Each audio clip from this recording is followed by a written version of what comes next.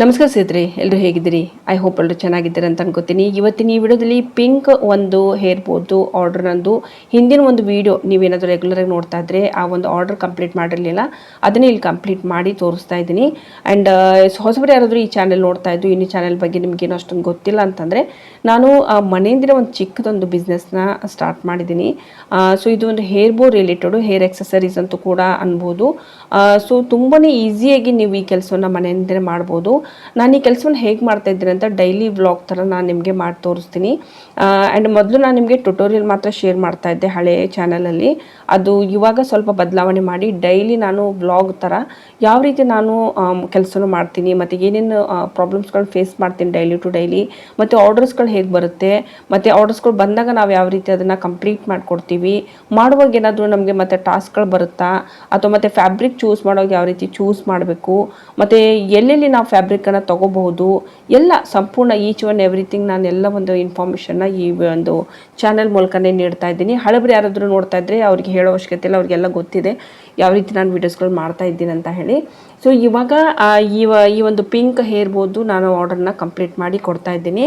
And ಅದಕ್ಕಿಂತ ಮುಂಚೆ ಇಲ್ಲಿ ನಾನು ನಿಮಗೆ ಒಂದು ಚಿಕ್ಕ ಒಂದು ಮೆಸೇಜ್ ಕೊಡೋದಕ್ಕೆ ಇಷ್ಟಪಡ್ತೀನಿ. ಫಸ್ಟಿಗೆ ಆ ವಿಡಿಯೋ ನೋಡೋಣ. ಸ್ನೇಹಿತರೆ, ಎಲ್ಲರೂ ಹೇಗಿದ್ದೀರಿ? ಐ ಹೋಪ್ ಎಲ್ಲರೂ ಚೆನ್ನಾಗಿದ್ದೀರಿ ಅಂತ ಅನ್ಕೋತೀನಿ. ಆ್ಯಂಡ್ ಈ ಒಂದು ಚಾನಲ್ ಸ್ಟಾರ್ಟ್ ಮಾಡಿದಾಗ ತುಂಬಾ ಭಯ ಆಗ್ತಾಯಿತ್ತು ನನಗೆ. ನಿನ್ನೆ ಏನೋಪ್ಪ ದೇವ್ರ ಹೆಸರು ಹೇಳ್ಕೊಂಡು ನಾನು ಸ್ಟಾರ್ಟ್ ಮಾಡಿದೆ ಆ್ಯಕ್ಚುಲಿ. ಆ್ಯಂಡ್ ಪಬ್ಲಿಕ್ ಮಾಡಿದೆ ಫಸ್ಟ್ ವೀಡಿಯೋನ. ಸುಮಾರು ಜನ ಒಳ್ಳೆ ರೆಸ್ಪಾನ್ಸ್ ಕೊಟ್ಟಿದ್ದೀರಿ, ಸಪೋರ್ಟ್ ಮಾಡ್ತಾ ಇದ್ದೀರಿ, ಒಳ್ಳೆ ಮಾತುಗಳನ್ನ ಹೇಳಿ ಧೈರ್ಯ ತುಂಬ್ತಾ ಇದ್ದೀರಿ. ಥ್ಯಾಂಕ್ ಯು ಸೋ ಮಚ್ ನಿಮ್ಮೆಲ್ರಿಗೂ. ಆ್ಯಂಡ್ ಹಳೆ ವೀಡಿಯೋಸ್ಗಳಲ್ಲಿ ಸುಮಾರು ವೀಡಿಯೋಸ್ಗಳು ಆ್ಯಕ್ಚುಲಿ ನಾನು ಕೂಡ ತುಂಬಾ ಒಂದು ಮನಸ್ಸು ಕೊಟ್ಟು ಮಾಡಿರುವಂಥ ವೀಡಿಯೋಸ್ಗಳು. ಅದು ಇವಾಗ ಏನಾಗುತ್ತೆ ಅಂತ ಮುಂದೆ ಗೊತ್ತಾಗುತ್ತೆ. 90 ಡೇಸ್ ನನಗೆ ಟೈಮ್ ಕೊಟ್ಟಿದ್ದಾರೆ. 90 ದಿನದೊಳಗಡೆ ರಿವ್ಯೂ ಮಾಡ್ತೀವಿ. 90 ದಿನದ ನಂತರ ನಾವು ಹೇಳ್ತೀವಿ ಏನು ಆ್ಯಕ್ಚುಲಿ ಇದೆ ಅಂತ ಹೇಳಿ. ಆ್ಯಕ್ಚುಲಿ ಮಾತನಾಡುವಾಗ ಯೂಟ್ಯೂಬಲ್ಲಿ ಏನಾದರೂ ನಾವು ಮಾತಾಡಿದರೆ ಅವ್ರ ಪ್ರಕಾರದ್ದು ತಪ್ಪು ಅಂತ ಹೀಗೇನೆ ನನಗೆ ನೋಟಿಫಿಕೇಶನ್ ಬಂದಿರುವಂಥದ್ದು. ಅದು ಏನು ಮಾತಾಡಿದ್ವಿ ಅಂತ ನಮಗೆ ಗೊತ್ತಿರೋದಿಲ್ಲ ಸಮ್ಟೈಮ್ಸು ಮಾತಾಡುವಾಗ. ಸೊ ಹೀಗಾಗಿ ಓಕೆ, ಸೊ ಪರವಾಗಿಲ್ಲ, ಇವಾಗ ಹಾಕುವಂಥ ವೀಡಿಯೋಸ್ಗಳು ನಾನು ಇಲ್ಲಿ ಹಾಕ್ತೀನಿ. ಸೊ ಸುಮಾರು ಜನ ಇವಾಗ ಸಬ್ಸ್ಕ್ರೈಬ್ ಮಾಡ್ಕೊತಾ ಇದ್ದೀರಿ, thank you so much. And subscribe ಮಾಡ್ಕೊಳ್ಳಿ, ಶೇರ್ ಮಾಡಿ ದಯವಿಟ್ಟು ಆದಷ್ಟು ಎಲ್ಲ ಕಡೆ. ಆ್ಯಂಡ್ ಇದರಿಂದ ನಾನು ಸ್ವಲ್ಪ ಚಾನಲ್ಗೆ ಸಪೋರ್ಟ್ ಸಿಕ್ಕಂಗಾಗುತ್ತೆ. ಆ್ಯಂಡ್ ನೆಕ್ಸ್ಟ್ ಇವಾಗ ನಿಮಗೆ ಯಾವ ಟಾಪಿಕ್ ಬಗ್ಗೆ ವೀಡಿಯೋಸ್ ಕೊಡಬೇಕು ಅದ್ರ ಬಗ್ಗೆ ಪ್ಲೀಸ್ ಕಾಮೆಂಟ್ ಮಾಡಿ.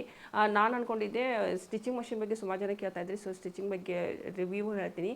ಟೋಟಲ್ ನಾನು ಇವಾಗ ಇದನ್ನು 4 ವರ್ಷ ಯೂಸ್ ಮಾಡಿದ್ದೀನಿ. 4 ವರ್ಷದಲ್ಲಿ ನನ್ನ ಅನುಭವ ಹೇಗಿತ್ತು ಅದ್ರ ಬಗ್ಗೆ ನಿಮ್ಗೆ ಬೇಕು ಅಂತಂದರೆ ಡೀಟೇಲ್ಸು. ಸೊ ಪ್ಲೀಸ್ ಕಾಮೆಂಟ್ ಮಾಡಿ. ಸೊ ಇದು ನೆಕ್ಸ್ಟ್ ನಾನು ವೀಡಿಯೋಸ್ನ ಮಾಡ್ಬೇಕಂತ ಅಂದ್ಕೊಂಡಿದ್ದೀನಿ. ಸೊ ನಿಮ್ಮ ಅಭಿಪ್ರಾಯ ಕೂಡ ತುಂಬ ಮುಖ್ಯ ಆಗುತ್ತೆ, ಓಕೆನಾ. ಆ್ಯಂಡ್ ಇವಾಗ ಇವತ್ತಿನ ವೀಡಿಯೋನ ಕಂಟಿನ್ಯೂ ಮಾಡೋಣ. ಪ್ರತಿ ವಿಡಿಯೋದಲ್ಲಿ ನಾನು ಮಕ್ಕ ತೋರಿಸ್ಬೇಕು ಅಂತ ಕೂಡ ಒಂದು ಯೂಟ್ಯೂಬ್ ಕಡೆಯಿಂದ ರೂಲ್ಸ್ ಇದೆ ಆ್ಯಕ್ಚುಲಿ. ಸೊ ಹೀಗಾಗಿ ನಾನು ಡೈಲಿ ವ್ಲಾಗ್ ಅಂತಲೇ ಹಾಕಿರ್ತೀನಿ. ಸೊ ಐ ಹೋಪ್ ನೀವೆಲ್ಲ ಅರ್ಥ ಮಾಡ್ಕೊತೀರಿ ಅಂತ ಅಂದ್ಕೊಂಡಿದ್ದೀನಿ. ಮೊದಲೆಲ್ಲ ಹೇಗಿತ್ತಂದರೆ ನಾನು ಜಸ್ಟ್ ಹಾಗೇ ತೋರಿಸ್ತಾ ಇದ್ದೆ ಪ್ರಾಡಕ್ಟ್ಗಳನ್ನ. ಬಟ್ ನಾವು ಮಧ್ಯದಲ್ಲಿ ಸ್ವಲ್ಪ ನಾನು ಬರಲೇಬೇಕಾಗುತ್ತೆ. ಸೊ ಆ ರೀತಿ ವೀಡಿಯೋಸ್ಗಳು ಮಾಡಲೇಬೇಕು ಇವಾಗ. ಓಕೆ, ಸೊ ವಿಡಿಯೋ ಸ್ಟಾರ್ಟ್ ಮಾಡೋಣ. ಸೊ ಕೇಳಿದ್ರಲ್ಲ ನನ್ನ ಮಾತನ್ನು. ಸೊ ಹಳೆ ಒಂದು ಚಾನೆಲ್ಗಳನ್ನ ನಾನು ಕರೆಕ್ಟಾಗಿ ನಡೆಸ್ಕೊಂಡು ಹೋಗ್ತಾ ಇದ್ದೆ. ಅದು ಏನು ಸ್ವಲ್ಪ ನಾನು ಹಣೆ ಬರೋಣ ಸರಿ ಇಲ್ವೇನೋ ಅಂತ ಅನ್ಕೋತೀನಿ. ಸೊ ಈ ಸಡನ್ನಾಗಿ ಅದು ಬಂದ ಮೇಲೆ ನನಗೆ ನೋಟಿಫಿಕೇಷನ್ ತುಂಬಾ ಭಯ ಆಯಿತು. ಆ್ಯಂಡ್ ಹೊಸ ಚಾನೆಲ್ಲು ಸ್ಟಾರ್ಟ್ ಮಾಡೋದಕ್ಕೂ ಕೂಡ ಭಯ ಆಗುತ್ತೆ. ಬಟ್ ಸ್ಟಿಲ್ ನಾನು ಓಕೆ, ಕರೆಕ್ಟಾಗಿ ವೀಡಿಯೋಸ್ಗಳು ಮಾಡ್ತಾ ಹೋದರೆ ಜನರಿಗೆ ಇಷ್ಟ ಆದರೆ ಖಂಡಿತವಾಗ್ಲೂ ವೀಡಿಯೋಸ್ನ ನೋಡ್ತಾರೆ. ಸೊ ಇದೇ ಒಂದು ನಂಬಿಕೆ ಮೇಲೆ ನಾನು ವೀಡಿಯೋಸ್ಗಳನ್ನ ಮತ್ತೆ ಇಲ್ಲಿ ಹೊಸ ಚಾನೆಲ್ ಮೂಲಕ ಅಪ್ಲೋಡ್ ಮಾಡ್ತಾ ಇದ್ದೀನಿ. ಆ್ಯಂಡ್ ತುಂಬ ಜನ ಇವಾಗ ಸಬ್ಸ್ಕ್ರೈಬ್ ಮಾಡ್ಕೊತಾ ಇದ್ದೀರಿ. Thank you so much. And ನಿಮ್ಮ ಸಪೋರ್ಟ್ ಕೂಡ ಇಲ್ಲದೇ ನಾನು ಒಂದು ಹಳೆ ಚಾನೆಲ್ನ ಗ್ರೋ ಮಾಡೋಕ್ಕೆ ಸಾಧ್ಯ ಆಗಿರಲಿಲ್ಲ. ಆ್ಯಂಡ್ ಈ ಚಾನಲ್ ಕೂಡ ಗ್ರೋ ಮಾಡೋದಕ್ಕೆ ನಿಮ್ಮೆಲ್ಲರೂ ಹೆಲ್ಪ್ ಬೇಕಾಗುತ್ತೆ ಸ್ನೇಹಿತರೆ. ಐ ಹೋಪ್ ನಿಮ್ಮ ಕಡೆಯಿಂದ ಅದೇ ರೀತಿ ಸಪೋರ್ಟ್ ಸಿಗುತ್ತೆ ಅಂತ ಅಂದ್ಕೊಂಡಿದ್ದೀನಿ. ಆ್ಯಂಡ್ ಇಲ್ಲಿ ನಾನು ಇವಾಗ ಒಂದು ಏನು ಹೇರ್ ಬೋನ ಕಂಪ್ಲೀಟ್ ಮಾಡಿಕೊಡ್ತಾ ಇದ್ದೀನಿ. ಟೋಟಲ್ ನನಗೆ ಇಲ್ಲಿ ಪೀಸ್ ಬಂದಿರೋ ಬಗ್ಗೆ ನಾವು ಇಲ್ಲಿ ಮೇನ್ ಮಾತಾಡೋಣ. ನನಗೆ ಇಲ್ಲಿ ಅವರು ಆರ್ಡ್ರ್ ಕೊಟ್ಟಿರುವಂಥದ್ದು 30 to 40 ಪೀಸಸ್ ಬೇಕಂತ ಹೇಳಿದರು. ಅವ್ರು ಏನು ಮಾಡ್ತಾಯಿದ್ರು ಅಂದರೆ ಜಸ್ಟ್ ಟ್ರಯಲ್ ಮೇರೆಗೆ ತೊಗೋತಾ ಇದ್ದಾರೆ ಅಷ್ಟೇ. ಓಕೆ, ಸೊ ಇದು ಹೇಗೆ ಹೋಗ್ತಾ ಇದೆ ಅಂತಂದರೆ ಮಾಲಿಗೆ ಹೋಗ್ತಾ ಇದೆ. ಓಕೆ, ಲೋಕಲ್ ಮಾಲ್ಸ್ಗಳೇನಿದೆ ಅಲ್ಲಿ ನಾನು ಮಾತಾಡಿರುವಂಥದ್ದು. ಮಾಲ್ಸ್ಗಳಲ್ಲಿ ನೀವೇನಾದರೂ ವಿಚಾರಣೆ ಮಾಡಿದರೆ ನಂತರ ಸೊ ಅವರು ಏನು ಮಾಡ್ತಾರೆ ಅಂದರೆ GST ಕೇಳ್ತಾರೆ. ನಿಮಗೆ GST ಇಲ್ಲದೆ ಮಾಲ್ಗಳಲ್ಲೆಲ್ಲ ತೊಗೊಳ್ಳಲ್ಲ. ಬಟ್ ತೊಗೋತಾರೆ. ಹೇಗೆ ತೊಗೋತಾರೆ? ಅದು GST ಬೇಕೇ ಬೇಕು. GST ಇದ್ದರೆ ಸೊ ನಿಮ್ಮ ಹತ್ರ ಆಪ್ಷನ್ಸ್ಗಳು ತುಂಬಾ ಇರುತ್ತೆ. ಆ್ಯಂಡ್ GST ಇಲ್ಲ ಅಂತಂದರೆ ಸೊ ನಿಮ್ಮ ಹತ್ರ ಆಪ್ಷನ್ಸ್ ತುಂಬ ಕಡಿಮೆ ಇರುತ್ತೆ. ಸೊ ಹೀಗಾಗಿ ಯಾವುದೇ ಒಂದು ಪ್ರಾಡಕ್ಟ್ನ ನಾವಿವಾಗ ಒಂದು ಬಿಸ್ನೆಸ್ ಥರ ಸ್ಟಾರ್ಟ್ ಮಾಡಿದಾಗ ನೀವು ಅದನ್ನು ಮಾರ್ಕೆಟಿಂಗ್ ಮಾಡಬೇಕಂತ ಅಂದ್ಕೊಂಡಾಗ ನಾವು GST ಇಲ್ಲದೆ ಇರುವಂಥ ಒಂದೇ ಒಂದು ಆಪ್ಷನ್ ಅಂದರೆ ಮೀಶೋ. ಬಟ್ ಆದರೆ ಅದ್ರ ಇಲ್ಲದೇ ಕೂಡ ನಮ್ಗೆ ಇನ್ನೂ ಹಲವಾರು ಆಪ್ಷನ್ಗಳು ಬೇಕಂದರೆ ನಾನು ನಿಮಗೆ ಸುಮಾರು ವೀಡಿಯೋಸ್ಗಳಲ್ಲಿ ಹೇಳಿದ್ದೀನಿ. ನೀವು ಒಂದು ವಾಟ್ಸಪ್ ಆಯಿತು, ಫೇಸ್ಬುಕ್ ಆಯಿತು, ಮತ್ತು ಈ ರೀತಿಯೆಲ್ಲ ಪೇಜಸ್ಗಳನ್ನೇ ಮಾಡಬೇಕಾಗುತ್ತೆ. ಮತ್ತು ಸ್ವಲ್ಪ ವೆಯ್ಟ್ ಮಾಡಬೇಕಾಗುತ್ತೆ. ಸಡನ್ಲಿ ಯಾವುದೇ ಬಿಸ್ನೆಸ್ ಗ್ರೋ ಆಗೋದಿಲ್ಲ.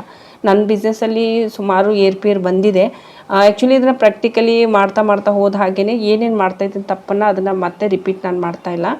ಆ್ಯಂಡ್ ಮಾಲ್ಗಳಲ್ಲೆಲ್ಲ ಜಿ ಎಸ್ ಟಿ ಕೇಳ್ತಾರೆ. ಮಾಲ್ಗಳೆಲ್ಲ ಆಯಿತು, ಕೆಲವೊಂದು ಶಾಪ್ಗಳಲ್ಲಿ ಕೇಳೋದಿಲ್ಲ. ಆಲ್ಮೋಸ್ಟು ಮಿನಿಮಮ್ ಇವಾಗ ನಾವು ಕಂಪೇರ್ ಮಾಡಿದ್ರೆ 10 ಶಾಪ್ ಇದೆ ಅಂತ ಅಂದ್ಕೊಳ್ಳೋಣ, ಅದರಲ್ಲಿ 10 ಶಾಪ್ಗಳಲ್ಲಿ 8 ಶಾಪಲ್ಲಿ ಜಿ ಎಸ್ ಟಿ ಕೇಳ್ತಾರೆ. ಓಕೆ, 1-2 ಶಾಪ್ಗಳಲ್ಲಿ ಜಿ ಎಸ್ ಟಿ ಕೇಳೋದಿಲ್ಲ. ಬಟ್ ಆದರೆ ನಾವು ಎಲ್ಲ ಶಾಪ್ಗಳಲ್ಲೂ ಕೊಡಬೇಕು, ಆಲ್ ಓವರ್ ಒಂದು ನಮ್ಮ ಸಿಟಿಯಲ್ಲಿ ಎಲ್ಲ ಶಾಪ್ಗಳಿಗೆ ಹೋಗಬೇಕು. ಆ್ಯಂಡ್ ಪ್ಲಸ್ ಅದರಲ್ಲೂ ಕೂಡ ನಾವು ಆನ್ಲೈನ್ ಕೂಡ ಬರಬೇಕು ಅಂದರೆ ಜಿ ಎಸ್ ಟಿ ಮುಖ್ಯ ಆಗುತ್ತೆ. ಜಿ ಎಸ್ ಟಿ ಇದೇನು ಅಂತಪರಿ ಏನೂ ಇಲ್ಲ, ಯಾರು ಕೂಡ ಅಪ್ಲೈ ಮಾಡ್ಬೋದು, ಆನ್ಲೈನು ಆಫ್ಲೈನ್ ಮಾಡ್ಬೋದು. ಅದ್ರದ್ದು ಪ್ರೊಸೀಜರ್ ಇರುತ್ತೆ. ಆ್ಯಕ್ಚುಲಿ ಅಪ್ಲೈ ಮಾಡಿದ ಮೇಲೆ ಯಾವ ರೀತಿ ಪ್ರೊಸೀಜರ್ ಇರುತ್ತೆ ಮತ್ತು ಯಾವ ರೀತಿ ನಮಗೆ ಜಿ ಎಸ್ ಟಿ ಸಿಗುತ್ತೆ ಅಂದರೆ, ಅಪ್ಲೈ ಮಾಡೋದ್ರಿಂದ ಹಿಡಿದು ಜಿ ಎಸ್ ಟಿ ಬರೋವರೆಗೂ ನಮಗೆ ನಂಬರು, ಸೊ ಏನು ಮಧ್ಯದಲ್ಲಿ ನಡೆಯುತ್ತೆ, ಸೊ ಅದ್ರ ಬಗ್ಗೆ ನಿಮಗೆ ಇನ್ಫಾರ್ಮೇಷನ್ ಬೇಕಂದರೆ ಪ್ಲೀಸ್ ಕಾಮೆಂಟ್ ಮಾಡಿ. ಆ್ಯಂಡ್ ಅದ್ರ ಬಗ್ಗೆ ಸಂಪೂರ್ಣ ಮಾಹಿತಿನ ಕೊಡ್ತೀನಿ ಸ್ಟೆಪ್ ಬೈ ಸ್ಟೆಪ್ಪು. ಆ್ಯಂಡ್ ಇಲ್ಲಿ ನಾನು ನಿಮಗೆ 3 ಥರದ ಒಂದು ಹೇರ್ ಬೋಸ್ಗಳು ಮಾಡಿದ್ದೀನಿ, ನಿಮಗೆ ಇಲ್ಲಿ ತೋರಿಸ್ತಾ ಇದ್ದೀನಿ ನೋಡಿ ನಾನು.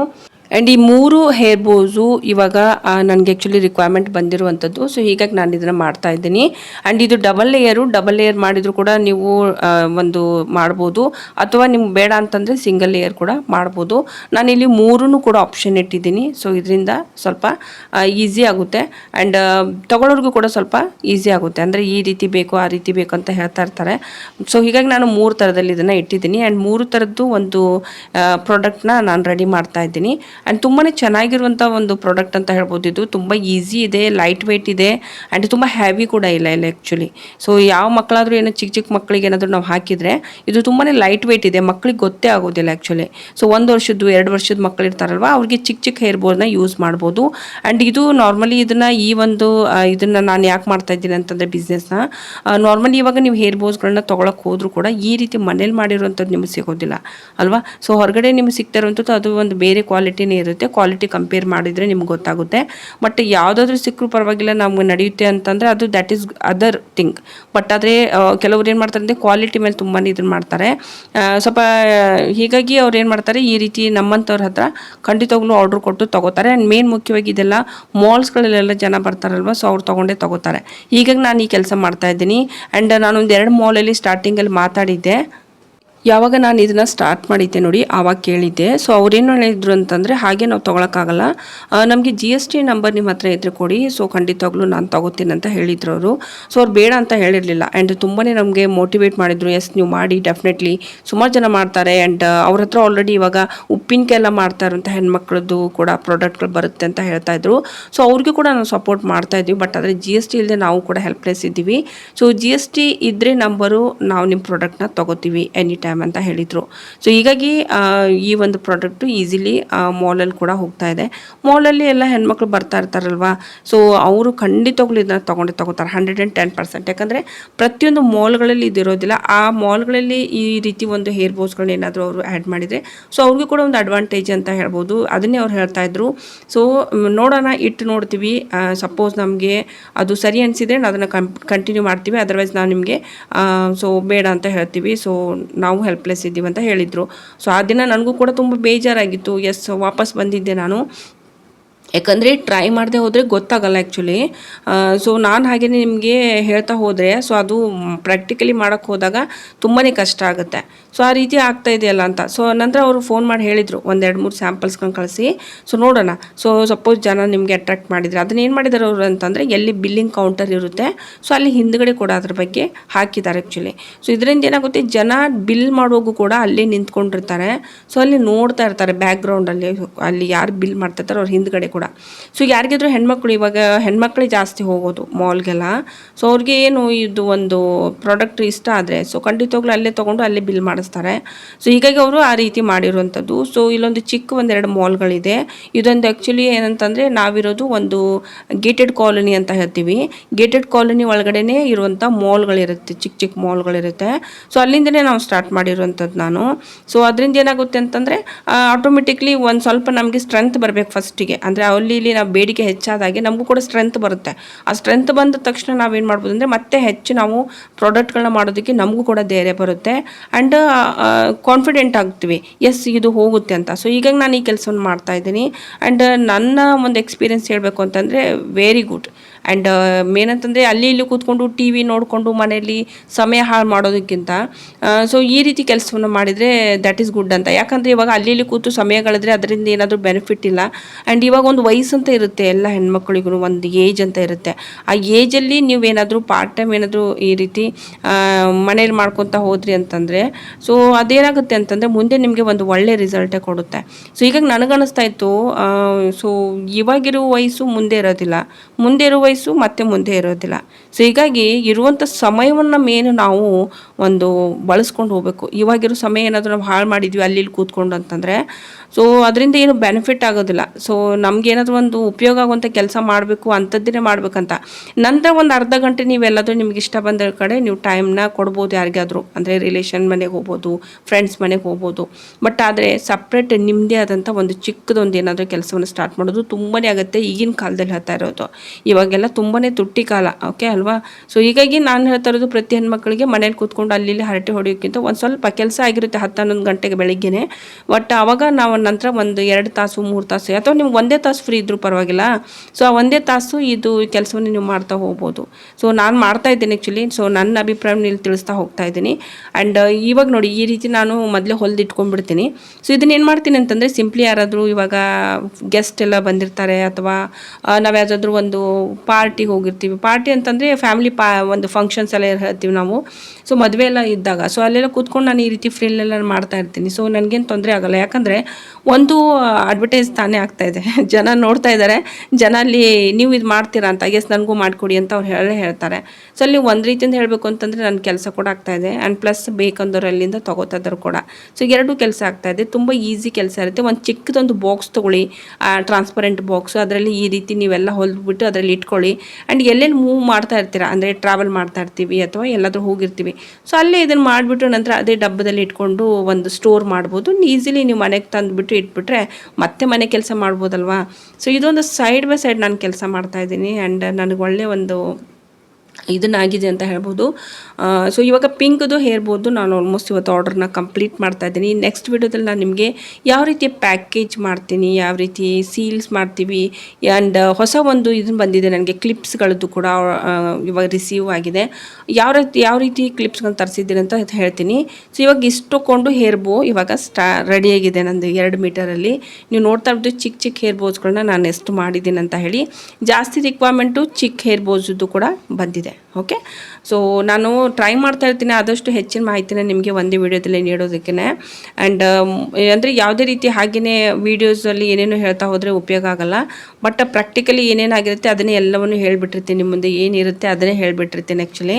ಆ್ಯಂಡ್ ಇಲ್ಲಿ ನೋಡಿ ಈ ರೀತಿ ಚಿಕ್ಕ ಚಿಕ್ಕ ಒಂದು ಕ್ಲಿಪ್ಸ್ಗಳು, ಇದು ಕ್ಲಿಪ್ಸ್ಗಳಿದೆಲ್ವ 1 ಇಂಚು 2 ಇಂಚು 3 ಇಂಚು ಅಂತ ಇರುತ್ತೆ. ಸೊ ಅದರ ಅಕಾರ್ಡಿಂಗೆ ನಾವು ಖರೀದಿ ಮಾಡಬೇಕಾಗತ್ತೆ. ಚಿಕ್ಕ ಒಂದು ಈ ರೀತಿ ಹೇರ್ ಬೋಗೆ ನಾನು ಒಂದು 2 ಇಂಚು 2.5 ಇಂಚದ್ದು ಕ್ಲಿಪ್ನ ಅಟ್ಯಾಚ್ ಮಾಡ್ತೀನಿ ಈ ರೀತಿ. ಓಕೆ, ಸೊ ಇದು ನೀವು ಇಂಚ್ ಪ್ರಕಾರ ನೋಡಿಕೊಂಡೇ ತೊಗೋಬೇಕು. ಓಕೆ, ಆ್ಯಂಡ್ 3 ಥರದ್ದು ನಾನು ಇವಾಗ ಮಾಡಿದ್ದೀನಿ ಆ್ಯಂಡ್ 3 ಥರದ್ದು ಇವಾಗ ನಾವು ಪ್ಯಾಕಿಂಗ್ ಮಾಡ್ತೀನಿ. ಸೊ ನೆಕ್ಸ್ಟ್ ವಿಡಿಯೋದಲ್ಲಿ ನಾನು ನಿಮಗೆ ಇನ್ನೂ ಡೀಟೇಲಾಗಿ ತೋರಿಸ್ತೀನಿ ಯಾವ ರೀತಿ ಇರುತ್ತೆ ಅಂತ ಹೇಳಿ. ಆ್ಯಂಡ್ ಇಲ್ಲಿ ನೋಡಿ 3 ಥರದ್ದು ಹೇರ್ ಬೋಸ್ನ ನಾನು ಮಾಡಿದ್ದೀನಿ ಇವತ್ತು. ಚಿಕ್ಕದು, ಸ್ವಲ್ಪ ದೊಡ್ಡದು ಮತ್ತು ಡಬಲ್ ಲೇಯರು. ಸೊ ತುಂಬ ಚೆನ್ನಾಗಿ ಬಂದಿದೆ ಆ್ಯಂಡ್ ಇಷ್ಟಪಟ್ಟಿದ್ದಾರೆ. ಡಬಲ್ ಲೇಯರ್ ಜಾಸ್ತಿ ಬಂದಿರುವಂಥದ್ದು ನನಗೆ ಜನ ಇಷ್ಟಪಟ್ಟಿದ್ದೀವಿ ಅಂತ ಹೇಳಿ ತುಂಬ ಜನ ಹೇಳ್ತಾ ಇದ್ದಾರೆ, ನಮಗೂ ಮಾಡಿಕೊಡಿ ಅಂತ ಹೇಳ್ತಾ ಇದ್ದಾರೆ. ಸೊ ಇದು ತುಂಬ ಚೆನ್ನಾಗಿದೆ, ಬೇಕಂದರೆ ನೀವು ಕೂಡ ಇದನ್ನು ಒಂದ್ಸರಿ ಮಾಡಿ ನೋಡಿ ಗೊತ್ತಾಗುತ್ತೆ. ಆ್ಯಂಡ್ ಬಟ್ಟೆ ಮೇನ್ ಅಂತಂದರೆ ಬಟ್ಟೆ ಹೇಳಿದ್ನಲ್ವ, ಬಟ್ಟೆ ಸೆಲೆಕ್ಷನ್ ತುಂಬಾ ಇಂಪಾರ್ಟೆಂಟು. ಬಟ್ಟೆ ಹೇಗಿರುತ್ತೆ ಆ ರೀತಿ ಬರುತ್ತೆ ಪ್ರಾಡಕ್ಟು ಫಿನಿಶಿಂಗ್. ಓಕೆ, ಸೊ ನಂದು ಇವಾಗ ಪ್ರಾಡಕ್ಟ್ ನೋಡಿ ಯಾವ ರೀತಿ ರೆಡಿಯಾಗಿದೆ ಅಂತ ಖಂಡಿತವಾಗ್ಲೂ ಕಾಮೆಂಟ್ ಮಾಡಿ. ಆ್ಯಂಡ್ ಹೊಸಬರಿದ್ದರೆ ಚಾನಲ್ಗೆ ಸಬ್ಸ್ಕ್ರೈಬ್ ಮಾಡ್ಕೊಳ್ಳಿ, ಬೆಲ್ ಐಕನ್ ತಪ್ಪದೆ ಪ್ರೆಸ್ ಮಾಡ್ಕೊಳ್ಳಿ ಸ್ನೇಹಿತರೆ. ಬೆಲ್ ಐಕಾನ್ ಪ್ರೆಸ್ ಮಾಡಿದರೆ ಮಾತ್ರ ಹೊಸ ವೀಡಿಯೋಸ್ ನೋಟಿಫಿಕೇಶನ್ ಬರುತ್ತೆ, ಇಲ್ಲಾಂದರೆ ಬರೋದಿಲ್ಲ. ಆ್ಯಂಡ್ ನೆಕ್ಸ್ಟ್ ವೀಡಿಯೋದಲ್ಲಿ ನಾನು ನಿಮಗೆ ಪ್ಯಾಕಿಂಗ್ ಯಾವ ರೀತಿ ನಾನು ಆರ್ಡರ್ಸ್ಗೂ ಪ್ಯಾಕಿಂಗ್ ಮಾಡ್ತೀನಿ ಆ್ಯಂಡ್ ನಾಳೆ ನನ್ನ ರೂಟೀನ್ ಹೇಗಿದೆ ಅನ್ನೋದನ್ನು ನಾನು ನಿಮಗೆ ಖಂಡಿತವಾಗ್ಲೂ ವೀಡಿಯೋ ಮೂಲಕ ತೋರಿಸ್ತೀನಿ. ಆ್ಯಂಡ್ ಚಾನಲ್ಗೆ ಲೈಕ್ ಮಾಡಿ, ಶೇರ್ ಮಾಡಿ, ಸಬ್ಸ್ಕ್ರೈಬ್ ಮಾಡ್ಕೊಳ್ಳಿ. ಆ್ಯಂಡ್ ಚಿಕ್ಕದೊಂದು ವಿನಂತಿ ನಿಮ್ಮೆಲ್ಲರಿಗೆ. ಆ್ಯಂಡ್ ಮುಂದಿನ ವಿಡಿಯೋದಲ್ಲಿ ನಾನು ಮತ್ತೆ ಸಿಗ್ತೀನಿ. ಮತ್ತು ಇದಕ್ಕೆ ಸಂಬಂಧಪಟ್ಟಂತೆ ಏನಾದರೂ ನಿಮಗೆ ಡೌಟ್ ಇದೆ ಅಂದರೆ ನೀವು ನನಗೆ ಕಾಮೆಂಟ್ ಮೂಲಕ ಕೇಳ್ಬೋದು. ನಮಸ್ಕಾರ.